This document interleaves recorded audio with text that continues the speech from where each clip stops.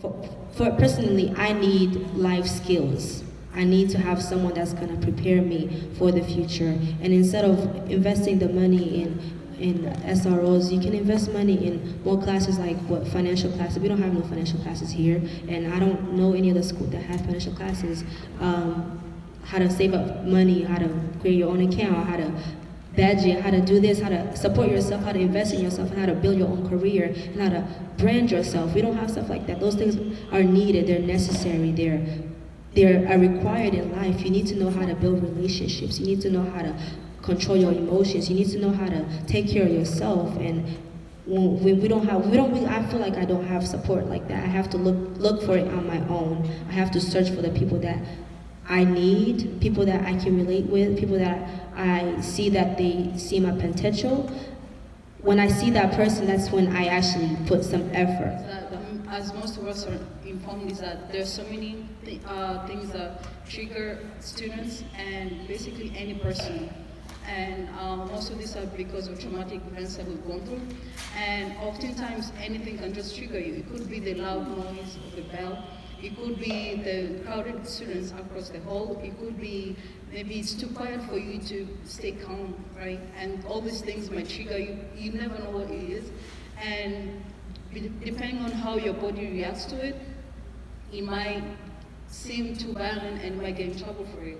And so I just imagine myself that, for example, a student is triggered and it's unintentional, but the way they react to what they have just been triggered is gets them into trouble. For example, they have to go to the office, they get in detention, or it becomes a really complicated case for the student. But if the money instead was used to fund more counselors and more trauma-informed training for the counselors and the teachers, then they would know better on how to deal with such situations. So like how to know like if a student is triggered in this way, or how to prevent those kind of triggers for students. And if the students get triggered and they panic in this way, how do we make them feel more connected and calm down, right? And so I feel that type of funding should be used to train teachers and all educators on how to better communicate and be more trauma-informed on how to help students, all kind of students, diverse students, and also other staff members too here at the school, because the school is not just made of students, but of students, teachers, and parents too, and basically everyone, the janitors too, are part of the school. The principal mentioned there's one black teacher, Miss Renee Mitchell. Let's give it up for Miss Renee for being that one person who really has changed the culture and dynamic of Roosevelt, kind of single-handedly at least. But with that being said, what is your opinion, and maybe just one or two answers on how important is representation? Why does representation matter? So as we talked a little bit about school resource officers, but can we talk about how that affects self-esteem? So why is it important to have representation or having teachers that may look like you? I personally think it's very important because without Miss Renee, I didn't have no teachers, no nothing to look up to. And when I came to Roosevelt, I kind of like was put in classes. I took engineering, was the only girl, the only black girl too. And it was a male teacher. Most of my teachers were males. And when I had like personal issues going on, I didn't want to go to them. And on top of that, I didn't have no dad, so I didn't know even what it was like talking to a male. And having Miss Renee, I was able to open up. She taught me like, I wasn't the only one dealing with like not having a voice, being very shy, insecure about certain things. And knowing that she was one of those persons who can relate and talk back and find my power, my voice. I was able to push myself, push others. Like this is the life you have to live of a black girl in general. That you know, it's hard, and that there is people out there who could support you and look up to you and invest in you. And with Mr. Renee, she just found like passion in me, and I was just like, wow, I never know no one who actually like cared this much and was willing to just push me to the edge to keep going and to keep telling me not to give up. And I just felt loved, and I believe that there was someone who is able to be bigger than somebody because Miss Renee was. I really think that having someone that looks like you within the school is very important. in my experience, I've never really had a black teacher. No, I've never actually. Maybe in Africa, but it doesn't really count because everybody's black where I grew up. But I've never had a black teacher, and Miss Renee is not even my teacher. She's a mentor, a friend. She's someone that I had to find, and I'm like, oh, I can connect with this person. But I've never really had a teacher that I'm like, oh, she looks like me. She has gone through this and this and that, and I can relate to her. I can learn from her experiences. For me, I think it's important to have someone that looks like you. When I met Miss Renee, things changed for me because she saw my potential. She saw things that I could do and be, and she continues to believe in me. She continues to pushes me. She continues to see the things that I can do, even when I don't see it. But she pushes me, and she gives me that courage. She gives me that gift of, I can't even explain it. Miss Renee is different. She's not just Miss Renee, but other teachers that see that same potential in you, it empowers you to go and do further things. Because my experience, coming from where I'm from, I'm kind of learning how to break a chain. There's a lot of cultural trauma. I'm dealing with it, and it's like it's passed on, and it's hard to know how to identify it, where it comes from, how to break the cycle, and how to free yourself and heal yourself. And not only me, but I'm the oldest and I have to be an example for my younger siblings. So when Miss Renee came into my life, she brought this new energy, she brought this new wisdom that I've never really experienced or heard of. And she continues to teach us how to heal ourselves from traumatic experiences. She teaches how to see, you see the problem is there, how to process the trauma, how to heal from it, and how to better yourself. Justice said it all already. Like I've never really met someone that loves me so much that I'm not even related to her. Like she's not my parents. She's not an auntie. She's not a godmother. I'm not related to her in any way, but she sees so much potential in me. She loves me so much that I can't even understand that kind of love. Thank you. I just wanted to add on a short thing, is that it's not just important to have someone who looks like you, but someone who speaks like you, right? Who has struggled with their accent, or someone who has come here from totally different culture to a new culture with different perspectives, and has strived and become more successful. And this is why I constantly keep going back to Mr. H and to my other teachers, saying, can we have other African advocates come to Roosevelt to support the African students, right? Because of the accent, the language barriers, there's always these barriers for African children, and by having more representation in staff and advocates, that would really help those students become more successful than they are right now. So what is some advice that you would give adults in the audience? The first advice I would give would be, first of all, everyone needs to be open-minded to new information and new education, because new immigrants, refugees come to Portland, to Oregon, like basically every week or a few months. And this population keeps growing and growing, but there's only so much limited resources for them, because from what I learned recently is that there is a separation between African Americans and the immigrant community. And this is because the immigrant community has a bunch of layers that it takes them to get to the African American level. For example, if you don't speak English, that's one language barrier. If you don't, for example, it's too cold here, it's extremely freezing, and that's a culture shock. Taking the language, taking the buses, speaking not just speaking English, but you have to have the American accent, you know? So there are always these barriers, and by being publicly educated and acknowledge that there are these groups of Africans and African Americans, then you can help each community better by, first of all, understanding and knowing what really affects these different communities. And I think that by becoming more educated and becoming more knowledgeable about this, then providing mentors. When I came to US, my family got introduced to IRCO, and I got a mentor, but she was American, she was white, but I would have loved to have a mentor. And she was really understanding of me, And so that gave me the chance to really settle down here as a refugee, but to settle down knowing that I have this mentor who is here to look out for me, to help me.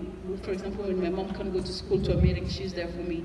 And so by being that person who steps up for that student or that person in that specific community is really important. I come from a single mom of 5 kids, and there's a lot of like history of many things. And I experienced a lot growing up. And a lot of teachers didn't know that, what I was going through. They just thought I was a regular student, didn't know stuff. I was even put on an IEP at a young age. I was told, I wasn't going to make it and do stuff like that, but there was always like this stuff that was missing, which was like,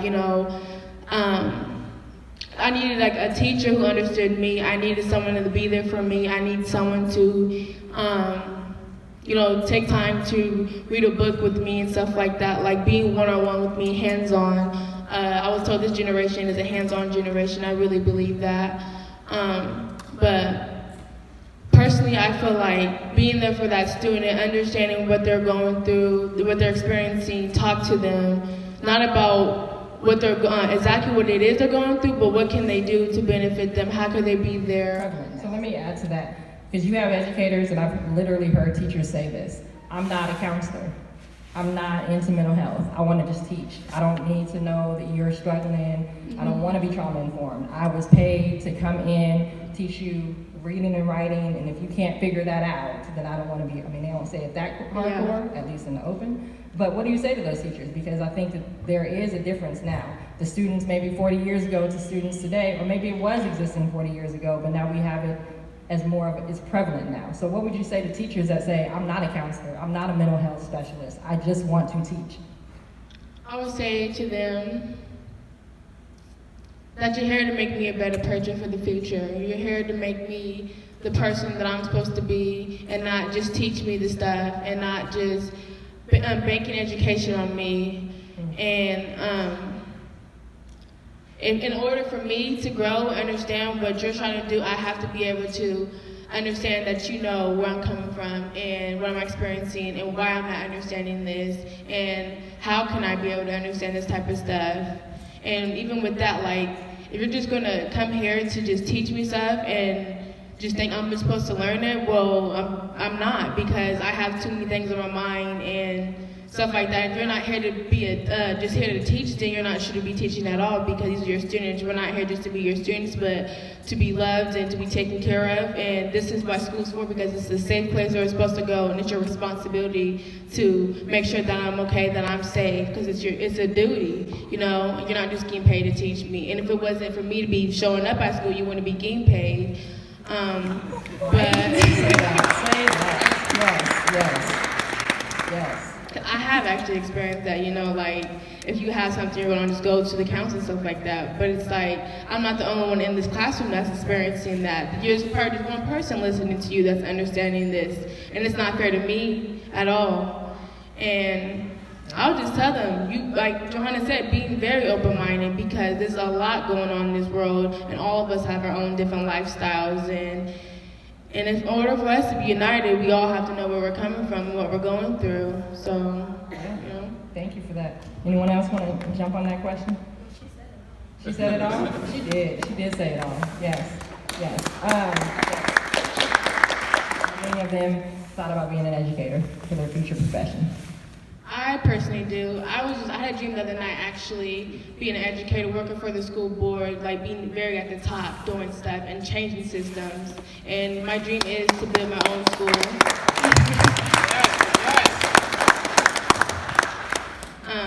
My dream is to build my own school specifically for African Americans, and the whole school is built with African American teachers, African American culture, anything. Well, I might be just gonna say African American, but kids of color.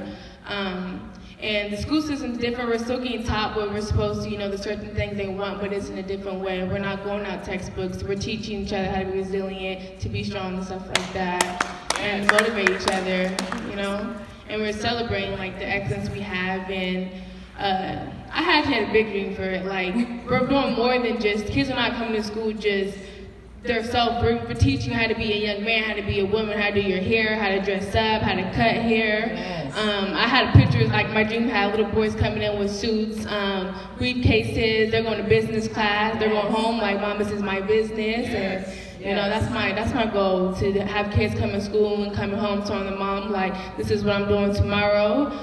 We're gonna go here to go buy this for this, my business. And the young ladies, you know, they're dressing up and going to school and telling these other young ladies, you are beautiful and I will see you tomorrow at school and stuff like that. I just want to start hearing stuff like that in my educational system too. Yes. Yes. Yeah, I really want to be in the school system. I want to be an educator, but I want to make it clear that everyone is an educator. Depending on based on your experiences, your knowledge, what you have, you are educating me. When I talk with you, I am receiving from you. We are all educators. And yes, I want to be an educator. My goal, I want to give back to my people where I came from because of the situation that I've gone through in my life. I'm saying no one else has to experience this. God has lifted me up, and now I need to lift other people up. I want to build schools in Tanzania and Congo. I want to provide access to healthcare. I want to do so many things because I have the opportunity. I have access here. I have people here are willing to give me money to do what I want to do, which is to help people back home. And for me, the school that I want to build, I don't want to be like a teacher, but I want to invest in teachers. We all have gifts, we all have talents, we all have certain skills that no one else has. And it's a matter of seeing it and believing it and having someone else investing in that skill. So I want to be that person that invests in that skill, that the other person, and gives you that resource and gives you that support so that you can do what you need to do, so you can do what you love to do. That's the thing that I want to do. I don't want to be an educator, but I want to support educators. Myself, I am African. I was born in Congo. And where I'm from is that there is this limited expectation of, as an African girl, you can go to school, let's say middle school, you can try hard and go to high school, you can try your very best to go to college, right, and get a degree or some form of certificate. But no matter how hard you worked, the only careers you can go into is being a teacher or being a doctor. One or the other. You can't be a lawyer, you can't do anything else. That's one expectation. The other thing is that even though you work so hard, you're a teacher, you're a professional doctor, once you get married, you stop everything. All the degrees you got, everything, you have to put it away, set it aside so you can please your husband and your culture. It doesn't become all about you.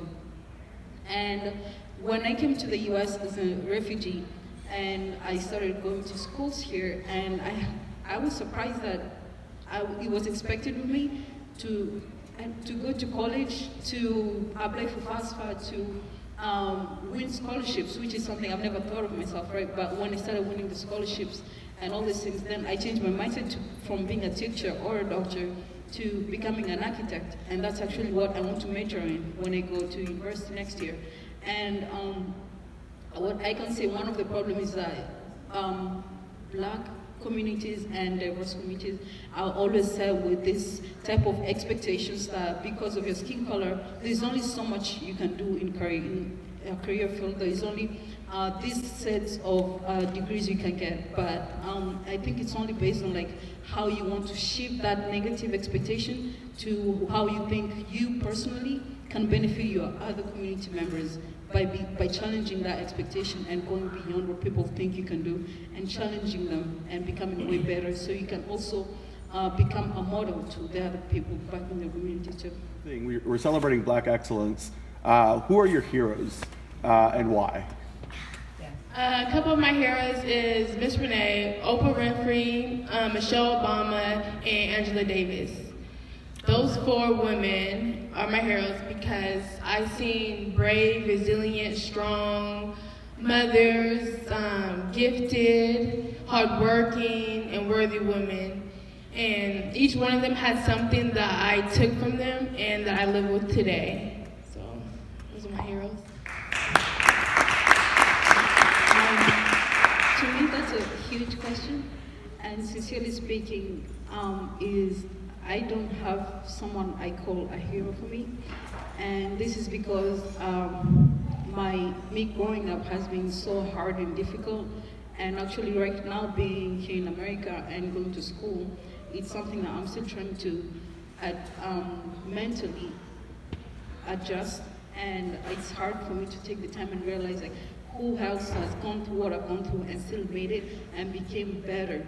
And I guess that's why I constantly work hard and do things differently so that I can become my own hero, and also I can be the hero. So next time when another girl is asked the same question, or a boy, my name can hopefully come up and be Johanna Mani is my hero. Yes. And that's what I want to do. And so I hope today that we walk away with solution-based. So again, we wanted to point out the problem, but again, we have a youth perspective that if we just listen to the experts, we would probably be much further in our educational progress, not only as a people, but as a nation. And so again, don't silence the young people's voice. When you have them in your household, when you have them around you, listen to them. You know, we were all that person one day, that child one day. And so provide more spaces, more opportunities for this to happen. So can we give them all a round of applause?